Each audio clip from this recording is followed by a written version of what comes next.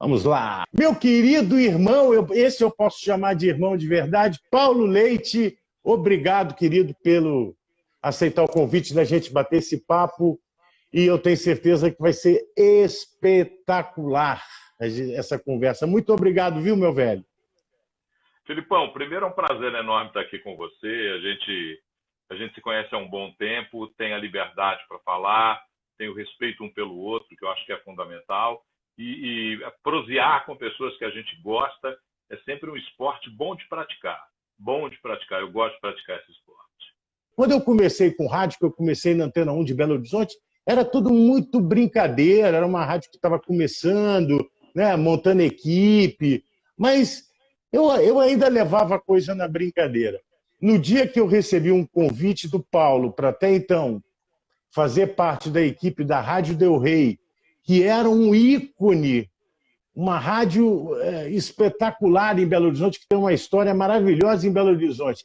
Na hora que esse monstro sagrado me chamou, me conversou é dureza, conversou comigo e me deu a oportunidade de poder entrar numa rádio de ponta bacana, aí sim eu falei, pô, meu negócio é esse, é rádio. Então, se tem um cara que é responsável por isso, é Paulo Leite, meu querido irmão. Muito obrigado, falando agora, né? Filipão, primeiro, o agradecimento é sempre bem-vindo, porque o que eu tive foi só a percepção. Quem teve toda a condição de continuar, quem teve toda a condição de fazer foi você. Então, o padrinho ele tem que ter a percepção.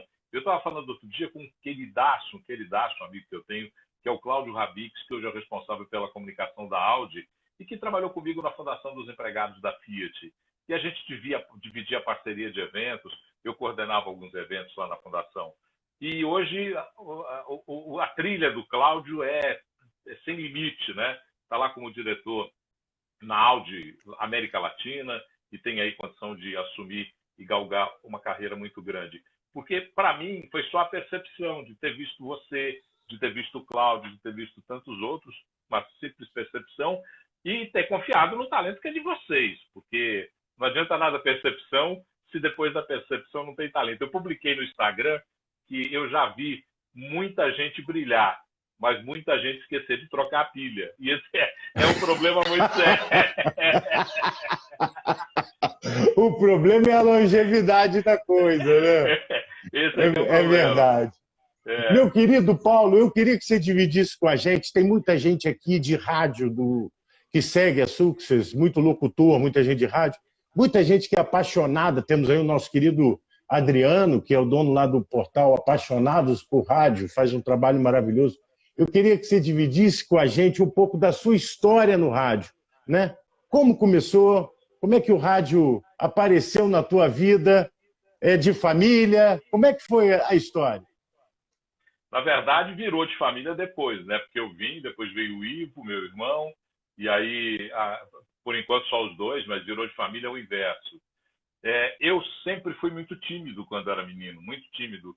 Me puseram óculos com 4 anos de idade, Filipão. E um garoto com 4 anos de idade, hoje já é um problema usar um óculos, imagina lá atrás, com tanto de bullying, de preconceito, que também não me fez mal nenhum. Mas, por conta disso, eu fiquei uma pessoa mais tímida. E gostava muito de ler. E quem gosta de ler começa a escrever, quem começa a escrever começa a falar. E a minha voz, que era desafinada aos 16, 17 anos, quando chegou por volta dos 18, 19, ela foi ganhando corpo grave. Então, aquele que tinha o apelido de brincadeira dos colegas de pato rouco, começou a ter uma voz interessante, uma voz bem posta, com bom grave, e começou a impressionar as pessoas. Então, o pato rouco ganhou um espaço na voz que tinha. Aí fui trabalhar numa emissora do interior de São Paulo e tive muito carinho por ter começado lá, ter aprendido muito lá, que é a Clube de Votuporanga. Depois trabalhei na Independência, em São José do Rio Preto. Depois trabalhei na Cultura, em São Paulo. Depois Cultura, Belo Horizonte. Rádio Capital, Belo Horizonte. Rádio Capital, Belo Horizonte. Depois Cultura, Belo Horizonte, com o queridaço Geraldão. Geraldão, The Boss. Você tem que falar como negro, branco não tem condição, Você tem que usa o seu grave e fala como negro. Aí, era muito legal isso. E me ensinou a trabalhar o grave, porque o grave é maldito, cara. As pessoas dizem, o grave tem imposto, mas o grave mal trabalhado, ele é chato pra caramba. É verdade. Se ele não tiver swing, se ele não tiver a brincadeira da voz, e flertar um pouco com o médio, não ficar só aquele gravão pesado, ele é muito chato. Aí vem Geraldão, depois de Geraldão vem Zancar Duarte, 98 FM, beijo Zancar lá no céu. Zancarzão. No céu, nosso querido Zancar. Brigamos muito, os dois estão no céu, mas Geraldão e ele. Brigamos muito, com os dois briguei muito, com os dois aprendi muito, com os dois fui muito franco e recebi muita franqueza e tenho muito prazer em contar essa história. Daí da Del Rey FM, onde eu voltei agora como 98, fui para a cidade, depois da cidade voltei para a Del Rey FM, da Del Rey FM fui para a TV Bandeirantes, da TV Bandeirantes fui parar na Fundação dos Empregados da Fiat, da Fundação dos Empregados da Fiat eu voltei para a TV Bandeirantes, da TV Bandeirantes eu saí e voltei então lá para o grupo da 98 FM, antiga Del Rey FM, onde eu faço a Rádio CDL, que também é administrada pelo grupo, faço pela manhã, e à tarde e noite eu faço a 98 FM. Eu vou, à medida que a gente vai conversando, você vai falando, eu vou socando essas mensagens aí, você está vendo? Sim. Jornalista Fernando Zuba, arrebentava na Rádio Capital, 360 graus. Zuba Filho, falando do Zuba Pai, que delícia de lembrança. Zuba que é um mas eu vou esticar o Bai também, é um baita jornalista, um jornalista de primeira linha, hoje está nas emissoras da Globo aqui, que baita jornalista que é o Zubinha. E o pai, trabalhei com o pai dele na Rádio Capital. Eu tô com 65 anos, né, Filipão? Eu já não parece. Não parece. Se eu não aprendi até agora. Eu tô muito mais desgastado e acabado do que você. Você tem 10 anos a mais do que eu e olha só eu que fiapo e você inteiraço desse jeito. Não, um atleta só joga muito mal futebol, mas um atleta muito mal. Aliás, deixa eu te contar uma coisa. De tudo que eu tentei jogar na minha vida, eu sempre joguei muito mal. Então eu sempre fui... Mal não, eu não sou também medíocre, senão começa a me depreciar demais. Eu tenho um comportamento, no máximo, mediano no desenvolvimento dos esportes. Sendo bondoso comigo mesmo, porque se eu não cometer essa bondade, ninguém comete. E aí, mas, por exemplo, hoje eu tenho um prazer muito grande, que é cavalgar, andar a cavalo, fazer trilha, passear. E isso me identifica como um esporte. Uma relação que eu tenho que ter, manutenção de um corpo um pouco mais leve, embora não tenha conseguido nos últimos tempos, mas o corpo mais elástico para poder montar, para poder fazer uma trilha, para fazer uma cavalgada de 2, 3 dias com os amigos. Tudo isso requer um pouco de preparação. Mas é isso. Esporte nenhum, cara. Esporte nenhum. Olha só, ele passou muito rapidinho, então eu vou ter que pegar na memória. Minha memória é péssima, vou pegar na memória. Antes de começar a trabalhar no rádio, eu era um ouvinte fiel, fanático, e um ouvinte da Rádio Del Rey, que é hoje a Rádio 98. Eu era aquele que ficava lá com o tape deck e gravando, com fita cassete, gravando o Kool and the Gang. Pô, agora aquela que eles estão lançando lá, o King Carnes, não sei o quê. Então eu era um ouvinte fiel da Rádio Del Rey, com isso do Paulo Leite. E eu lembro que essa época era uma época tão apaixonada e romântica do rádio, que esse cara aí, Paulo Leite, ele seria como se fosse hoje um grande ator da Malhação, da Rede Globo. Os locutores de rádio, das rádios na época, da FM, da Rádio Del Rey, eram grandes personalidades.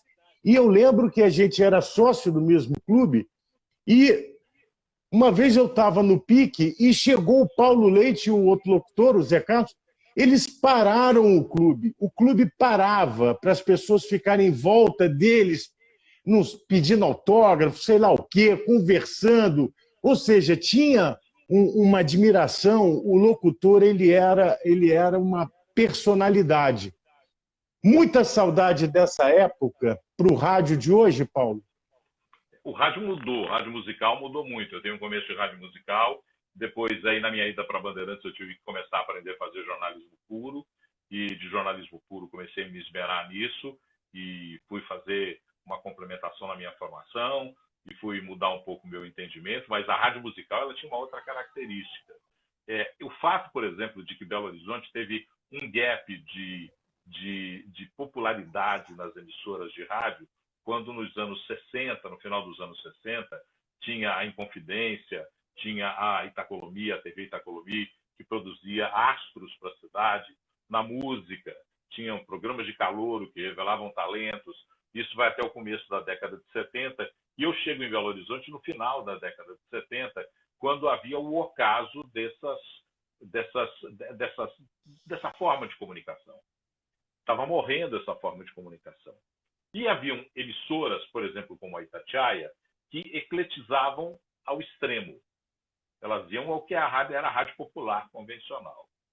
E outras emissoras, como as que depois eu fui fazer, a Cultura foi a precursora em Belo Horizonte, um experimento da Mineira primeiro, depois a Cultura vem com esse experimento posterior, depois a 98, que é a Del Rey, né? A Del Rey FM da época, depois a Cidade vem, e aí depois uma série de outras rádios vão surgindo, não dá para ficar definindo essa ordem, essa ordem cronológica do surgimento dessas rádios. Mas eu acho que não é saudade que eu tenho. Eu acho que a gente ocupou essa posição de destaque na cidade porque teve uma vacância dos destaques dos veículos de comunicação. E nós ocupamos essa posição. Muito por responsabilidade do Zé Carlos. Porque o Zé era um galã. O Zé chegava e a mulherada toda olhava para o Zé. Eu, como estava sempre na cola dele, recebia a sobra dos olhares. E me contentava com isso. O Zé era um cara bonito. Quer dizer, pô, não tem. Era um cara bonito pra caramba. E estilo do carioca. Estilo carioca, né? Isso. Fácil de falar, não tinha dificuldade para comunicar. 4, 5 palavras valiam uma frase completa do Zé. E isso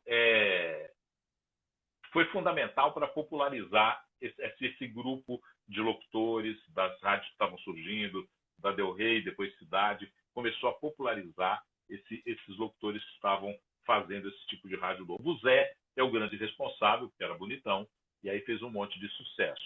Eles viam o Zé bonitão, depois se decepcionavam com a gente quando olhavam para a gente. Era vida. Mas, e uma época em que o comunicador era fundamental, né? Um comunicador, o poder da palavra, né? Não era um cara que anunciava a música, era um cara que tinha um DNA dele, a personalidade dele. Quer dizer, naquela época, grandes nomes do rádio, né? Jorge Márcio, Bete Maia, Paulo Leite, Zé Carlos, até o Lobão no jeito dele, lá estabanado lá dele. Que morreu precocemente. Júlio César, maravilhoso. Então, Múcio, mas eram comunicadores, né, de verdade, que tinham um DNA, que tinham um conteúdo, tinha a sua personalidade para colocar no seu horário no rádio. Então, foi uma época muito importante do comunicador, que eu até acredito que a gente está passando por esse momento agora, que o comunicador volta a ser protagonista dentro do rádio novamente. Mas eu quero voltar naquela época. A Rádio Del Rey, na época do Paulo, ela tinha uma pegada promocional espetacular. Eu vi lá uma das promoções mais bonitas que eu falei assim, cara, eu gostaria de ter tido essa ideia. Primeiro, Dance Sem Parar, mas a mais bonita foi no Ritmo do Coração, não era isso? Ritmo do Coração? Eu fiquei esperando você dizer qual era a mais bonita para não cometer uma injustiça. O Dance Sem Parar foi uma ideia genial, mas muito baseada no Ainda Se Rouba Cavalos, aquele filme americano. Então tinha um pouco daquilo ali, mas era uma ideia legal, era uma ideia muito transformadora, porque trazia para a cidade uma realidade que a cidade não tinha visto ainda. Casais que se dispunham a dançar até a hora que aguentassem dançar. Mas o Ritmo do Coração, ele traduz muito da cultura das Minas Gerais, principalmente da cultura do Belo Horizontino. Porque o Belo Horizontino tem uma tradição de grupos de dança, o mais famoso deles, o Grupo Corpo. Mas nós temos aqui coreógrafos que contaram a história, e eu não vou enumerar nomes para não cometer nenhuma injustiça, mas que transformaram a dança na cidade numa manifestação de cultura. Surge o primeiro ato, Marjorie, não, eu não quero falar, não cometer indelicadeza. O Pederneiras, Maurício Tobias com o jazz lá. Maurício Tobias com jazz, os Meninos do Corpo, os Pederneiras, enfim, uma cena de dança que tinha e que mobilizava a cidade como um movimento de rua, um street movement, entendeu? Era uma coisa que acontecia sem que tivesse uma coordenação para isso acontecer. E aí, o Zancari e o Sérgio Guaraci, eu participei um pouco da ideia, porque eu sempre fui muito entrão, conversava muito, participei um pouco da ideia, até porque quem formulou a ideia de apresentar foi eu. Porque eles tinham tudo na ideia, na cabeça, pegavam as escolas, punha, apresentava, pá, não era competição, era mostra. Mas como é que fazia para apresentar aquilo? Como é que contava aquela história para um público de um shopping, num mall de um shopping, com as pessoas parando e, de repente, formando um tumulto, gente lotando o próprio shopping para ver um espetáculo que era um espetáculo que era a cara da cidade. Não era só a cara da zona sul da cidade, era a cara da cidade. Tinham movimentos que vinham de fora. O Pelé trazia um movimento de rua para dentro da cena da dança. De breakdance. De breakdance. Então, tudo isso foi acontecendo e Belo Horizonte foi rica naquele momento. O Ritmo do Coração, para mim, é, sem dúvida nenhuma, o evento mais importante que eu fiz na minha vida. E é lindo o nome, né? O nome é maravilhoso. Né? E tinha uma trilha bonita para abrir, eu não sei se você lembra, era um coração que batia, um riff de guitarra, eu entrava com um texto. Tudo isso tinha uma magia que era fabulosa.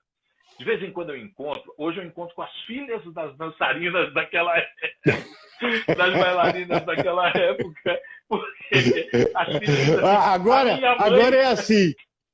Agora é assim, você liga para uma amiga, tem uma amiga minha que ela dançou, aí deixa eu ligar que eu peguei o telefone dela, liga, aí atende a menininha, fala, pois não, eu queria falar com a Renata, ela está... Tá, peraí. Vó, é pra você. Aí, na hora que grita, vó, é pra você, aí a casa cai e se balé.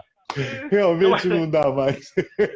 O cara é interessante, é cômico pra caramba, mas é interessante porque às vezes eu encontro com algumas meninas mais novas que falam: a minha mãe dançou no espetáculo de dança que você apresentava. E isso é gratificante, velho, você ter feito parte de uma transformação da cidade, de ter mostrado uma qualidade da cidade. E Belo Horizonte foi burra nesse sentido, porque não continuou, não preservou isso. Joinville foi ganhar essa característica fazendo o Festival de Dança em Joinville, dando mais importância à dança. E aí as escolas de Belo Horizonte passaram a competir em Joinville, esse movimento foi enfraquecendo, mas, salvo engano, foram 5 ou 6 anos seguidos de No Ritmo do Coração, que é um evento inesquecível por tudo isso que eu falei. Maravilhoso. Tem cultura, tem envolvimento, tem transformação, e eu acho que essa é a única crítica aberta que eu talvez faça à rádio de hoje. Eu acho a rádio de hoje melhor que a rádio de ontem. A rádio que está começando a se fazer no Brasil, ela lembra muito aquilo que a gente fez, com uma qualidade plástica mais bem cuidada, e com uma geração nova de apresentadores que tem a caixa d'água cheia. Tem frescor, né? Porque o que aconteceu nesse espaço, o meu filho tem uma palavra muito interessante, é música, ele fala nesse interregno. O que aconteceu nesse interregno de espaço de tempo aí, onde tinha uma rádio que fazia muito do que se faz hoje e deu um gap, deixou de fazer. É porque, e eu não estou acusando nem falando nomes, mas um grupo de especialistas, entre aspas, em rádio, resolveu deixar os locutores todos como se fossem robôs. Criar um manual, né? Criou um manual de operações padrão. Default. E o default é prejudicial, porque você não permite a criatividade. Mas isso, eu acho que naturalmente foi se desequilibrando, e como um tecido que fica se movendo ali rompe, esse rompeu. E o rádio dos anos, da metade dos 2000, 2010 para frente, ele começa a ganhar um corpo diferente nesses últimos 9 anos e começa a revelar aquilo que algumas rádios preservaram. A PAN preservou em São Paulo, a Del Rey preservou aqui, eu não quero, no Rio Grande do Sul também preservaram. Enfim, algumas rádios no Brasil preservaram, que é esse locutor que começa a ter alguma coisa para contribuir. Você pode até não concordar com ele, mas ele tem alguma Mas coisa ele para tem contribuir, para provocar. alguma coisa para contar, relevante para contar. Aí, Caixa d'água cheia. E não precisa ser velho, não. Porque tem uma garotada nova que manda bem pra caramba. Que manda muito bem. Porque tem a caixa d'água tá cheia. Isso bacana. é muito legal. Isso é muito legal. Eu acho que a gente tem grandes perspectivas. Acho que a gente está vivendo um momento muito especial em que esse protagonismo volta para quem faz o rádio. O Paulo falou que mexeu com a cidade, realmente mexeu, mas mexeu também com contatos imediatos, que aquilo era uma loucura que existia, né? Que é o negócio do recadinho. Então, no domingo, a cidade inteira ia para 3 pontos de Belo Horizonte, e todo mundo na rua, um mandando um recado para o outro por papelzinho, a rádio lia, a Antena 1 também teve isso aqui em São Paulo, e esse foi um momento também em que o locutor da Del Rey falava assim: toquem a buzina. Cara, a cidade inteira tocava. Você ouvia a buzina tocando na cidade inteira. Era um absurdo a audiência e o poder que essa rádio que o Paulo participou ajudou a construir. E daí veio outras grandes construções, como o Pop Rock Brasil, através do Rock Brasil, começa aí nessa gestão. Eu queria que você falasse um pouco do surgimento desse grande festival, o Rock Brasil, que você falasse para a gente. E depois eu quero falar de outra coisa que eu era fã, tá foda. Essa live aqui hoje tá mais eu de tiete do que o cacete. Tinha um programa na televisão chamava Folhetim na Bandeirantes. Folhetim na Bandeirantes, no quintal da Bandeirantes, Valquíria, Carla, eu, Zé Carlos. Mas quem tocava a parada eram as pessoas do rádio. Quem dava o tempero era o rádio ali no programa da TV. Então você tem 2 casos aí, meu querido. Rock Brasil, festival, e a tua passagem pela televisão com o Folhetim. Como foi esse momento e como pintou esse convite para vocês? Foi através do grande sucesso que a rádio tinha?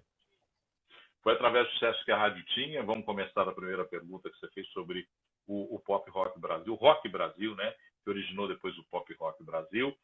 Você fez uma grande justiça por mim e eu sou muito grato a isso.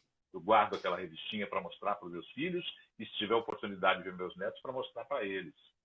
Você fez uma grande justiça quando faz com que eu conte a história do Rock Brasil, que tem como grandes responsáveis Ancar Duarte, Sérgio Guaraci e Wagner Osório. Vamos falar os nomes de todo mundo para Wagner Osório. Não cometer injustiça com ninguém. Sérgio Guaraci e Wagner Osório na promoção, e o Wagner na venda e promoção, e o Ancar Duarte na coordenação artística, que resolve fazer um show maravilhoso, onde você traria pela primeira vez aquela cena Brock que estava despontando no Brasil, e aí vem nomes, alguns misturados, outros puros, vem o Erva, vem o 14 Bis, Barão. Agora, Barão Vermelho, Paralamas do Sucesso, e esses grupos vão se sucedendo na primeira edição, consolidam essa edição num tempo que era muito apaixonado. Eu fui ao Rio de Janeiro levar cheque meu, voltei, e aí Zancar e Marco Aurélio. Essa história é fabulosa. Eu tinha um carro, tinha um Voyage, velho. Mas era uma paixão, era acreditar naquilo. O empresário só traía a banda se levasse o dinheiro. E não tinha o dinheiro estava lá formatando ainda. A rádio ainda tinha uma dificuldade de gerir o caixa dela mesma. Tinham as empresas ligadas à rádio, mas a rádio precisava girar o caixa dela mesma, gerir seu próprio dinheiro. Tinha uma dificuldade para isso. E aí a banda não viria. E a solução foi eu ir lá negociar. Só que eu cheguei lá e o único negócio que tinha era pôr o cheque na mesa e volta para Belo Horizonte. E eu pus o cheque. Vão no voador aqui, ó. Voador. Paulo Leite. Voador, era cheque cavalo de pau. Eu dei o cheque cavalo de pau mesmo. E voltei para Belo Horizonte. E no meio do caminho, aqui não tinha telefone celular, não tinha nada. No meio do caminho, eu parei ali em Petrópolis, no Alemão, no chalé do Alemão, e peguei o telefone, pedi para ligar e liguei para o Zancar e falei: velho, eu estou voltando, mas estou com um cheque meu solto. Está lá na praça, no Rio de Janeiro, e tem 2 dias para pagar. Ele falou: não, vem aqui que a gente resolve. Aí eu passo carro para Belo Horizonte. Nesse meio de tempo, o sacana do Zancar conversou com o Marco Aurélio e o Marco Aurélio e o Zancar fizeram a cena em que, pela primeira vez, eu me borrei na vida, porque eu falei, eu não serei capaz de superar esse momento. Porque eu cheguei na Rádio Del Rey, lá em cima, lá na Doutor Camilo, entrei lá, quando eu fui na sala do Marco Aurélio, estava o Zancar e o Marco Aurélio com uma cara absolutamente fúnebre, e o Zancar vira para mim e fala assim, olha, nós estamos aqui vendo, não vai dar para cobrir aquele cheque. Nós não vamos ter dinheiro para cobrir o cheque. Não é, Chico? Devia ter o Chico Não é na Chico, época. não é Chico. O Chico já tinha lá. Só que não era o Chico, também o Zancar e Marco Aurélio. Outro dia eu contei essa história do Marco Aurélio e começa a rir, porque ele sabe que ele me sacaneou muito. E aí, fui pedindo para fazer um malabarismo, eu fui pedir dinheiro, não me lembro para quem, para cobrir. Enfim, eu acho que um dos patrocinadores, eu não sei se foi a Toulon ou alguém que cobriu o cheque, depositou na minha conta, para finalizar a história. O tempo vai passando, você não lembra de todos os detalhes. Mas a história foi essa. Eu fui lá, deixei meu cheque, voltei, levei um susto pensando que não iam pagar, mas 2 dias depois cobriram o cheque e a banda era o Paralama do Sucesso, veio para fazer o show, veio tocar na capital. Paralama do Sucesso. Zé Fortes naquela Zé época Fortes, já... empresário, morava em Botafogo. Sem vergonha. Ah, Zé Fortes, você é um crápula, hein, Zé Fortes? Nessa época, você arrancando o cheque do menino... Que é isso, Zé? Lá morava em Botafogo, eu nunca me esqueço disso. Boa lembrança. Você trouxe até um nome para eu lembrar dele, pedindo aquele chequinho para mim. E eu me falei, se eu não der esse cheque, moço, eu não entro em Belo Horizonte amanhã. Agora ele vai assistir esse trechinho da live e vai falar assim, sem vergonha, era voador então, o negócio era um pombo, né? Me enganou, quase que eu tomei um calote. Você deve ter tido histórias de bastidores maravilhosas, né? Com o Barão Vermelho, Cazuza e tudo mais, né? Porque a produção de um festival de rock naquela época era uma coisa muito próxima, romântica, né? Você lidava com os artistas ali de perto o tempo todo, né? Deve ter sido uma coisa também muito bacana ver esse movimento, essas bandas surgindo, né? Isso me favoreceu depois, Felipe, com o tempo, me favoreceu a ida para a Fundação dos Empregados da Fiat. Porque lá eu fui trabalhar na área de eventos, eu era o responsável pela área de eventos lá. Porque eu tive uma experiência muito grande, topada também leva para frente, esse é o ditado popular. O do meu pai é um pouco mais pesado, ele dizia, meu filho, inteligência mora na cabeça, mas entra pelo rabo. Então você vai esperando, você vai esperando essas situações e vai aprendendo desse jeito, sofrendo. Porque o sofrimento, se ele não é repetido, se ele não é uma tortura, se eu não volto a sofrer por errar, ele te ensina pra caramba. Bacana. Quando você aprende fazendo, com barriga no balcão, é verdade. Você aprende muito mais. É por isso que hoje eu falo, as pessoas acham que é discurso. Não. Hoje, aquele que entra no trabalho ele tem que entender uma coisa que foi difícil eu aprender, mas quando eu aprendi ficou mais fácil trabalhar. Você tem que ser um empreendedor do seu negócio. Você trabalha para o seu patrão é o seu cliente. Você tem que ser um empreendedor do seu negócio para aprender com aquilo. Porque se você aprender empreendendo, a hora que tiver chance, você vira patrão. Perfeito. Você é empreendedor do seu negócio é a voz.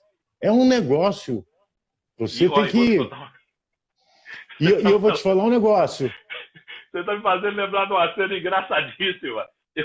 Eu estava um tempo num bar, e aí eu conheci um rapaz, estava lá, amigo, as pessoas estavam comigo no bar, a gente conversando, e você é o Paulo Leite, não sei o quê, e no final ele fala assim, grava a chamada do meu WhatsApp, ele era dentista, grava a chamada do meu WhatsApp, por favor, com a sua voz eu vou fazer muito sucesso. Eu falei, cara, eu estou com uns dentes para tratar aqui, trata para mim, por favor, porque com seu dente tratado, você vai fazer muito sucesso.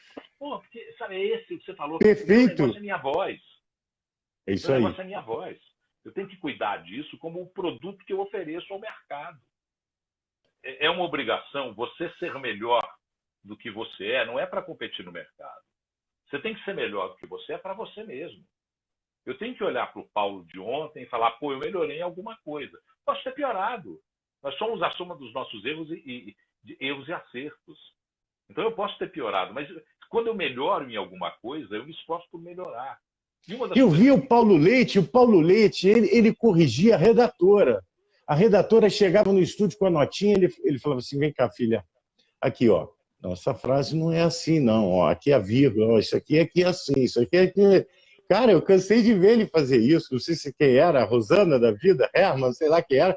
Mas você tinha um, um jogo de cintura em todas as áreas. Eu era fã. É impressionante.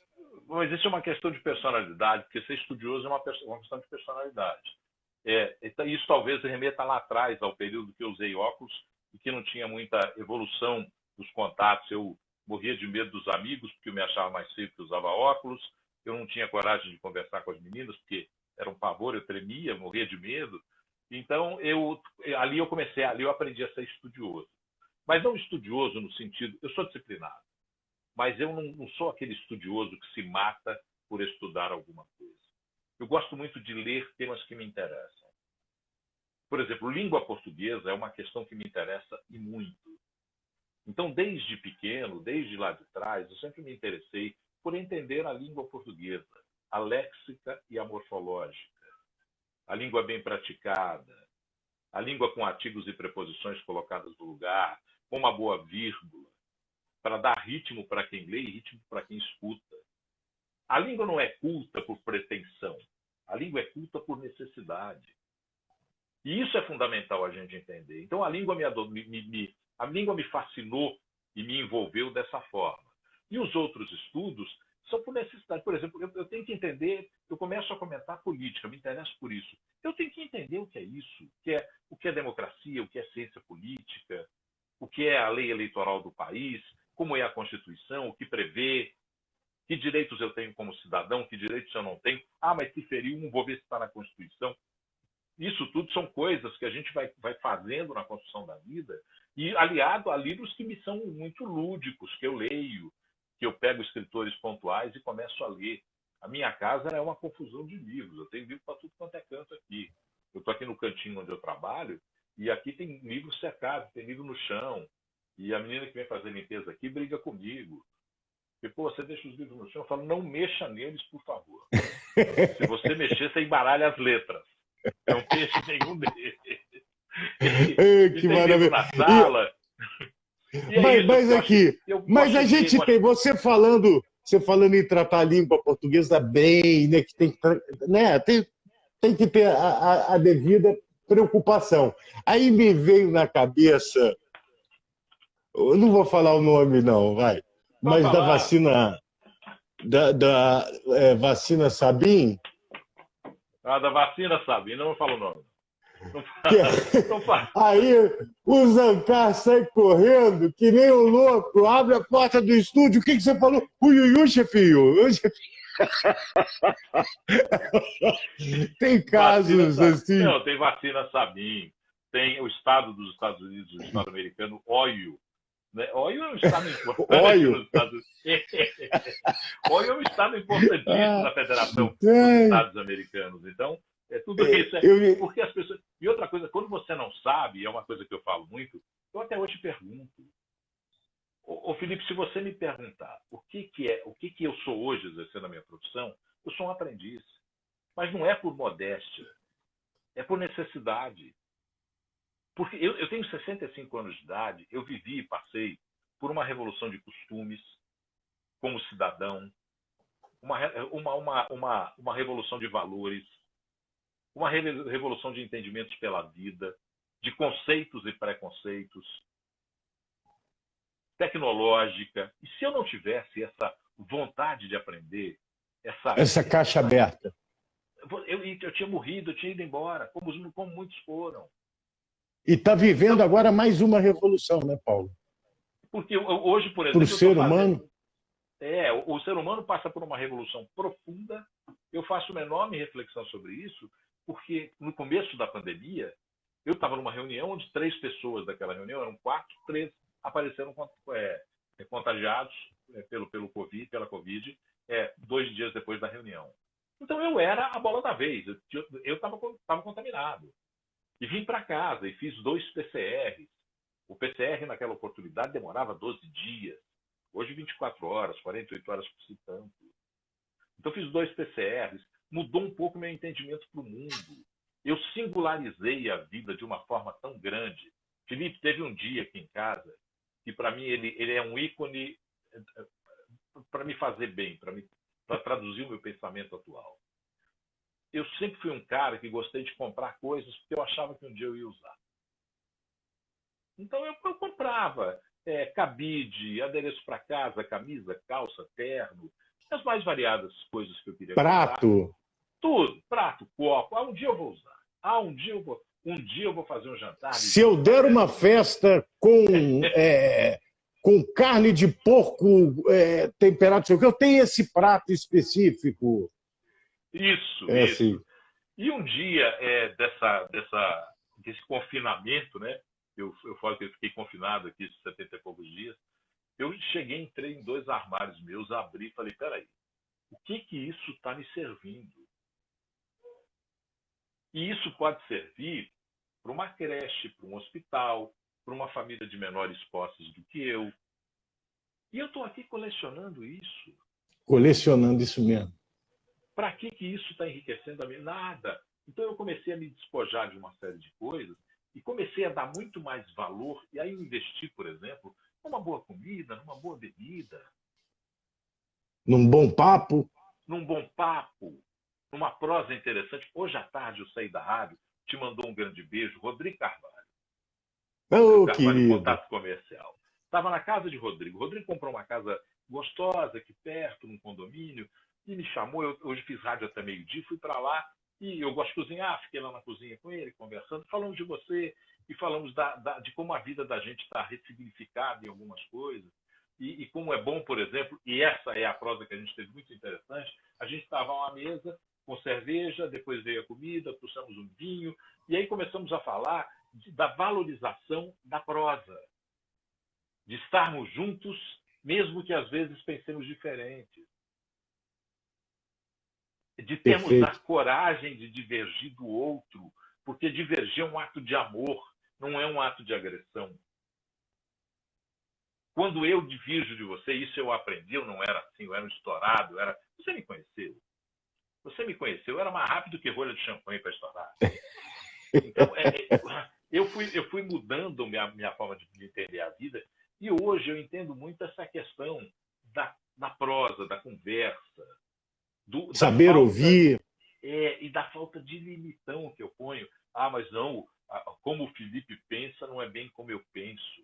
Peraí, como o Felipe pensa é bem como ele pensa. E eu penso desse jeito bem como eu penso. E nem por isso eu estou do lado de lá. Posso estar do mesmo lado. Ou até as nossas divergências nos farão fazer talvez mais o unidos. maior, exatamente o mais completo de todos os exercícios. De entender Perfeito. que divergindo com coragem, eu tenho muito mais chance de concordar do que de discordar. Verdade, verdade. Entendeu? Isso é que eu acho legal. Isso que essa é uma coisa. Você falou da prosa. A prosa é uma das coisas mais importantes da vida. E eu acho que esse é um grande legado que fica de 2020, né? Num ano de tanta tristeza, insegurança e medo, mas a gente tem muito o que agradecer desse 2020, porque essa revolução de valores que está realizando dentro de cada um, né? Ainda mais numa época de tanta polarização, né? Não quero entrar na política nem nada, mas de tanto ódio, de tanta falta de saber escutar, né? De respeitar a opinião alheia. Eu acho que vem essa revolução para a gente repensar os valores, não só esses materiais que você falou, mas os valores de verdade, como ser humano, né? De como a gente lida com o que está do lado, né? Com a pessoa que está do lado. E isso é muito bacana. Ô, Paulo, muito bonita essa parte, foi linda. Você continua sendo esse cara inteligente pra caramba, mas eu tenho que botar aqui que minha esposa pediu, ó. E as gincanas incríveis. Que saudade. Gincanas da 98. Pô. Aquilo era muito legal, né? Equipes que eram formadas. As pessoas não sabem do que se trata.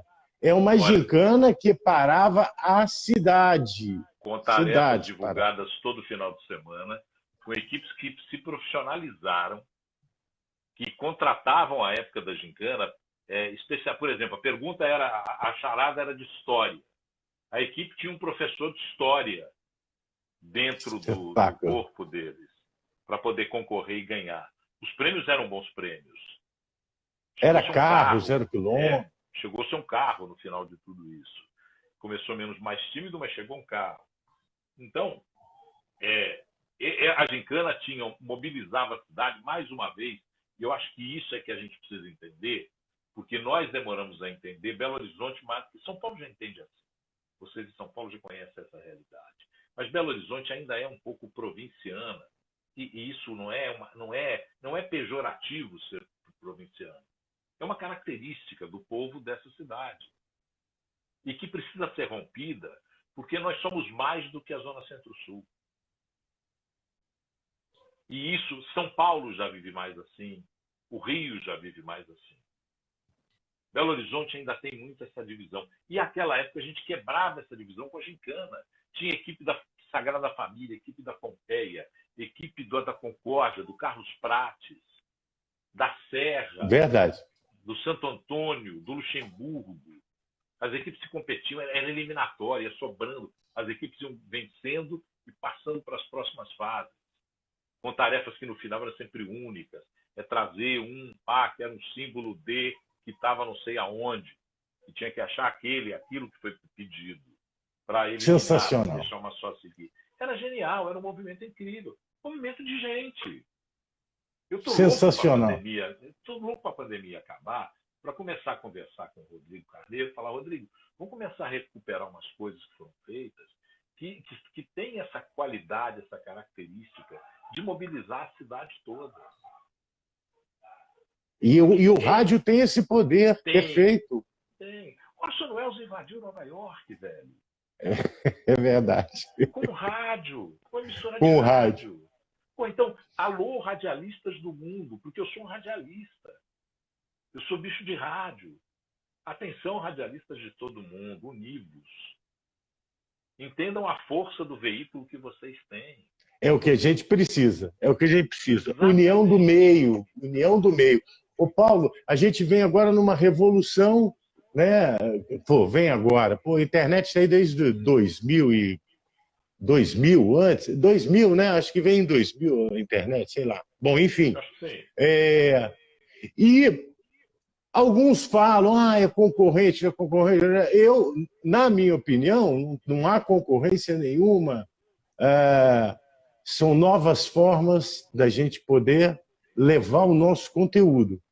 Mas como é que você vê toda essa tecnologia e a maneira de se tirar proveito disso, o rádio se tirar proveito, você estando numa rádio que tem como característica ser pioneira em tudo, né? Foi a primeira FM estéreo da América Latina e eu acho que foi uma das primeiras rádios que eu vi fazer transmissões ao vivo, live, por câmera, transmitindo ao vivo, o estúdio e tudo mais, 24 horas. Como é que você vê esse momento e como tirar proveito, como fazer bom uso disso, o rádio? Felipe, essa coisa do cross, de todos os veículos conversarem entre si, ela é fundamental e ela vai acontecer. Eu não consigo separar, eu estou vendo com muita preocupação nas emissoras, mídias sociais, artístico, promoção, esporte, entretenimento. Gavetas, né? Segmentando gavetinha. Nós precisamos fazer tudo isso, porque a 98 quebra muito essa história com cross-mídia.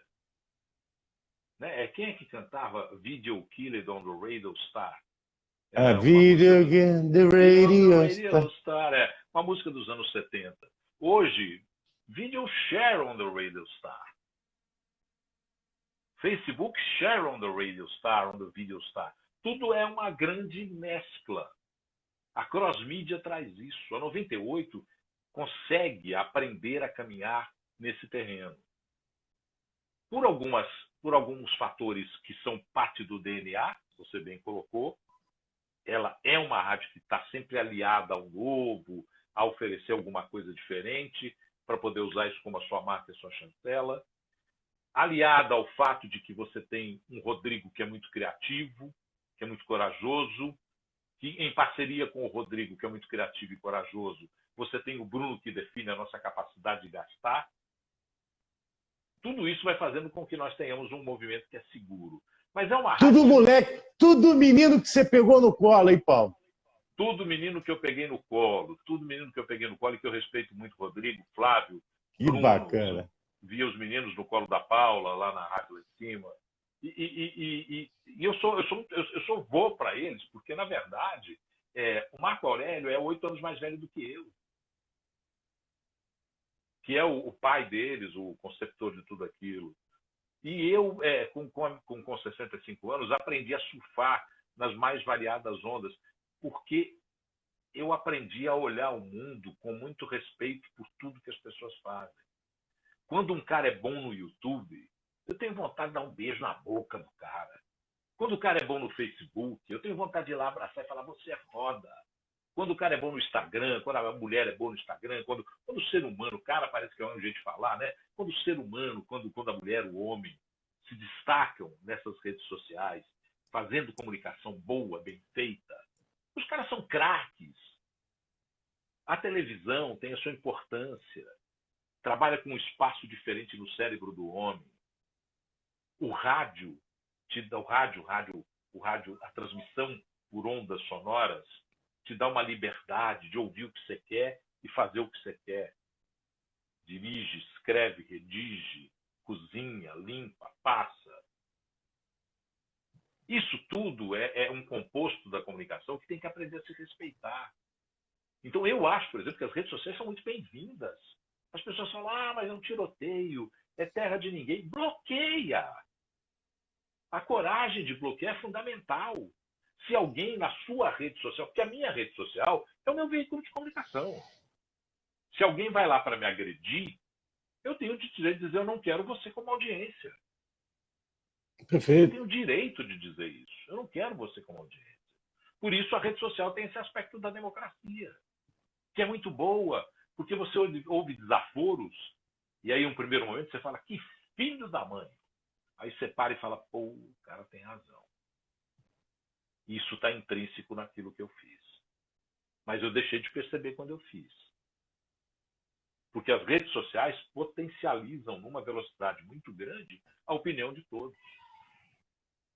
O que está ali, de uma certa forma, no Instagram é a foto que conta o recado, é o stories bem feito, no Twitter é o texto mais conceitual, no Facebook é a história bem contada, um desenho bem feito para que todo mundo tenha tempo para prestar atenção em tudo que você postou, escreveu e colocou de fotos. O WhatsApp tem outra linguagem, que é uma rede social poderosíssima. Então, todas essas linguagens bem usadas, elas são fundamentais para compor o cenário da comunicação. Então, não tem on, não tem off, né? Não tem on e off, é on-off. On-off, é tudo junto. E os caras das redes sociais, que são garotos geniais, que estão arrebentando porta, como a nossa geração arrebentou portas do que fazia, estão arrebentando portas do que eles fazem, eles têm que entender que eles têm que ter o conhecimento do todo.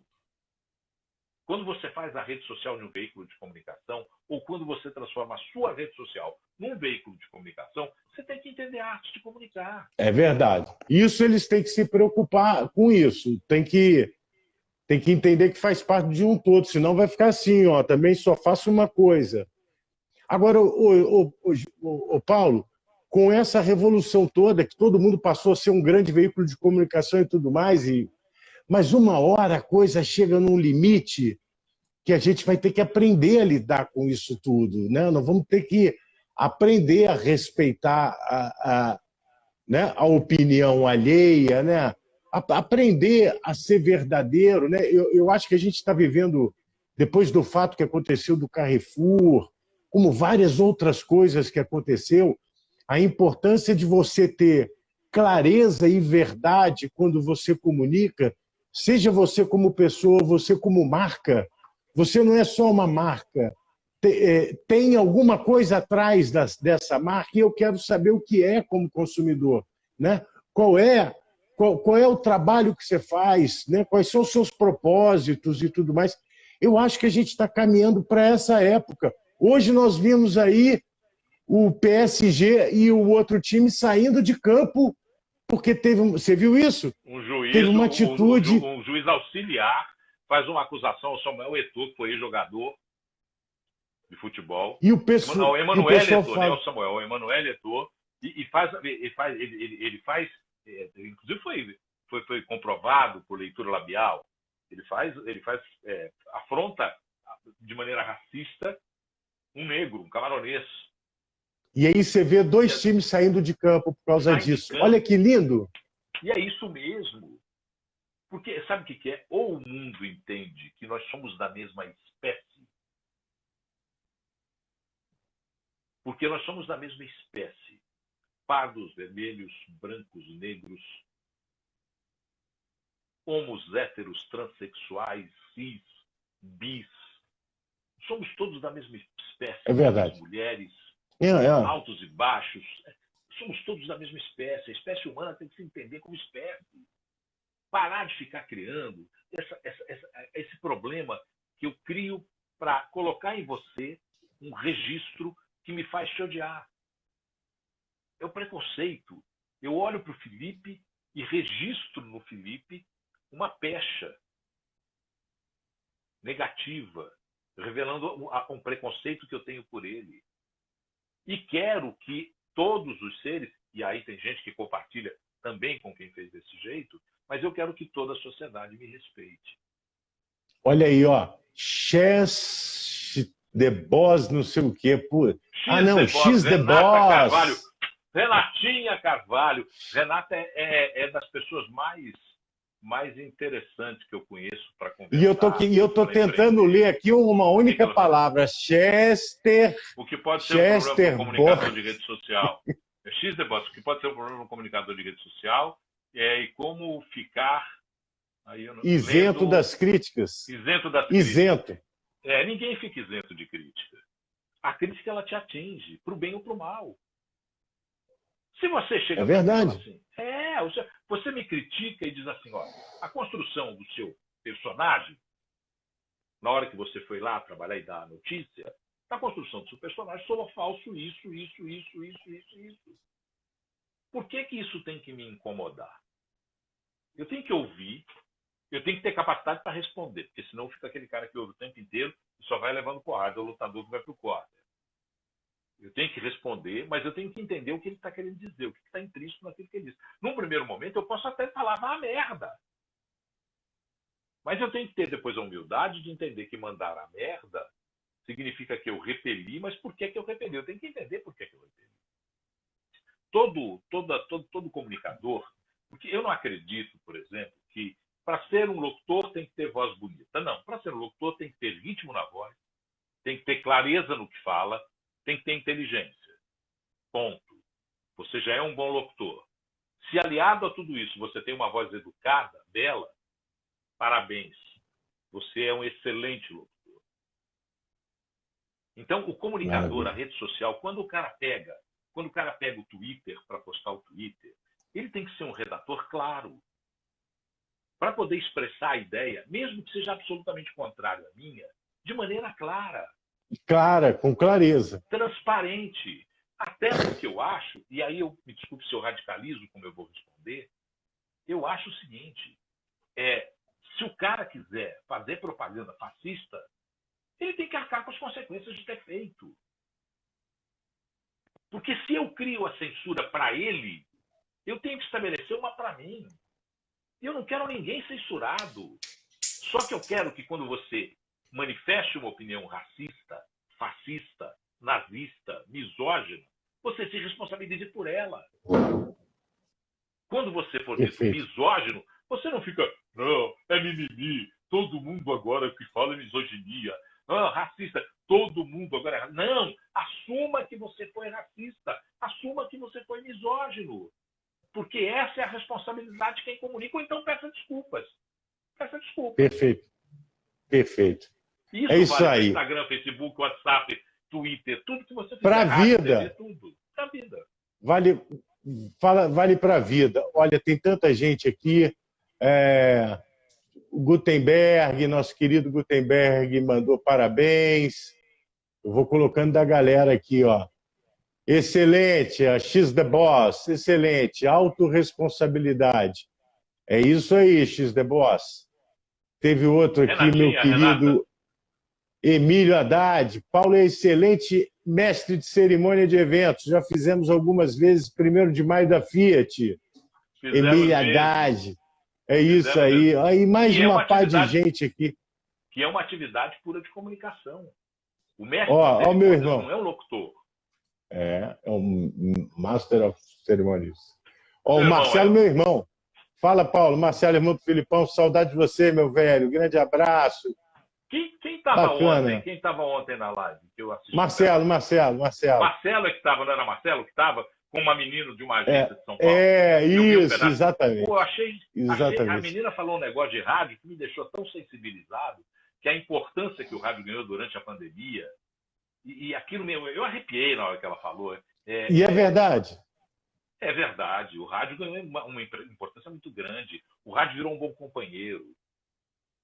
Por Em isso, dois grandes momentos da pandemia. Primeiro, pela informação, pela credibilidade em trazer a informação, né? Precisa, rápida, que não é fake news. As pessoas buscaram muito isso, né? A parte nas news, né? E depois o entretenimento, né? De estar junto, próximo, companheiro, cuidando da nossa saúde mental, que é o que mais importa nesse momento, né? É cuidar da cabeça. A gente tem que cuidar bastante da cabeça durante essa pandemia. Meu querido Paulo, vai. É que eu vou puxar, porque senão o Instagram vai matar a gente. Mas vai, pode terminar. Mas é rapidinho aqui, ó. Adorei o papo de ontem e acho assim, vamos conversar mais vezes sobre o rádio, sempre que você quiser. O rádio é mais do que a minha vida, é minha paixão. Comunicar é minha paixão. Comunicar é o maior ato político que um ser humano pode fazer. Se ele fizer isso com responsabilidade, ele faz sim política bem feita. Pode não fazer política partidária, mas faz política bem feita. Que bonito, meu querido. Eu vou salvar isso e publicar nos nossos stories lá. Ó, a gente também é a paixão da gente, paixão da Success. Nós estamos projetando um grande acontecimento para o rádio.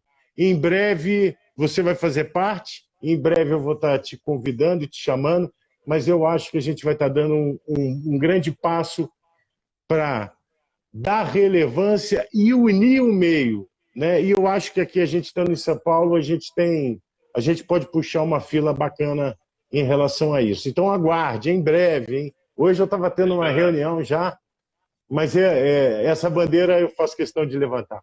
Paulo Leite, meu mestre, meu professor, cara, muito obrigado pela live, muito obrigado por ter me colocado nesse caminho do rádio, de ter sido minha inspiração em diversas vezes, de ter sido exemplo não só como profissional, mas como pessoa, como você sempre foi. Tu é um cara abençoado por Deus, Deus deu de presente para o rádio, Paulo Leite, que é um dos caras mais fodas e competentes que eu já conheci no rádio brasileiro. E olha que eu já rodei, hein? Felipão, que bom ouvir. Meu querido. É um prazer enorme estar aqui, velho. Eu queria terminar dizendo o seguinte, que mestre não é o que ensina. Mestre vem do maestro, da maestria de entender o que está ao seu lado.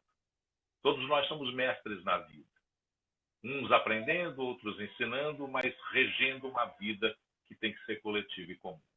Portanto, quando você me chama de mestre, você me faz um elogio à espécie humana, e não ao Paulo Leite individualmente. Se existem homens que conseguem entender a vida com maestria, é porque outros tantos poderão fazê-lo. Que beleza, coisa linda, meu querido. Eu sou aquele violino desafinado. Um beijo, meu querido. Beijo, queridão. Manda um beijo para todo mundo lá na Rádio 98. Foi um prazer, uma honra e que maravilha. Adorei esse papo, viu? Fica com Deus, tá? Dudu falou para mim que adorou ter conversado aqui também. Chegou todo feliz lá na rádio. Mas é muito bom. Isso é a coisa boa da pandemia, a gente poder rever os amigos e poder testemunhar, dar o testemunho do que representam para cada um, né, para a gente. Muito obrigado, meu querido. Fica com Deus, se cuida, hein? Vacila não. Tô me cuidando. Com Deus também, você, a família, irmão, todo mundo. Grande abraço. Vamos falar Bora, vindo a São Paulo, não esqueça de ligar. Vamos embora, vamos sair juntos. Ligarei. Abraço.